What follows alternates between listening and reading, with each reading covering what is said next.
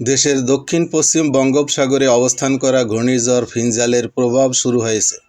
এটি উত্তর পশ্চিম দিক থেকে অগ্রসর হয়ে বর্তমানে একই এলাকায় অবস্থান করছে। ফলে চট্টগ্রাম, কক্সবাজার, মংলা ও পায়রা সমুদ্রবন্দর সমূহে ২ নম্বর দূরবর্তী হুঁশিয়ারি সংকেত দেখিয়ে যেতে বলা হয়েছে।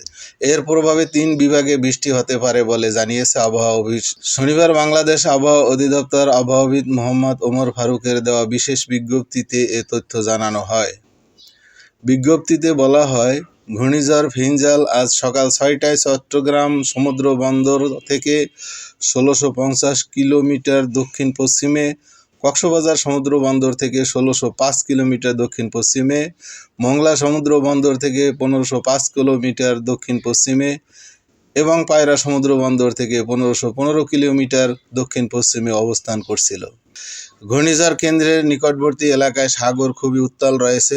এর ফলে চট্টগ্রাম, কক্সবাজার, মংলা, পায়রা সমুদ্র বন্দর সমূহকে ২ নম্বর দূরবর্তী হুঁশিয়ারি সংকেত দেখিয়ে যেতে বলা হয়েছে। এছাড়া উত্তর বঙ্গোপসাগর ও গভীর সাগরে অবস্থানরত সকল মাছ ধরার নৌকা ও ট্রলারকে পরবর্তী নির্দেশ না দেওয়া পর্যন্ত উপকূলের কাছাকাছি থেকে সাবধানে চলাচল করতে বলা হয়েছে।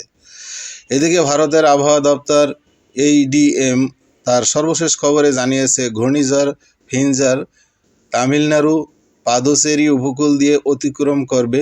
এটি অতিক্রমের সময় কারাইকাল এবং মহাবালিপুরাম ও এর আশেপাশে বাতাসের গতিবেগ থাকবে ৭০ থেকে ৮০ কিলোমিটার, যা দমকা হাওয়া সহ ৯০ কিলোমিটার পর্যন্ত অতিক্রম করতে পারে।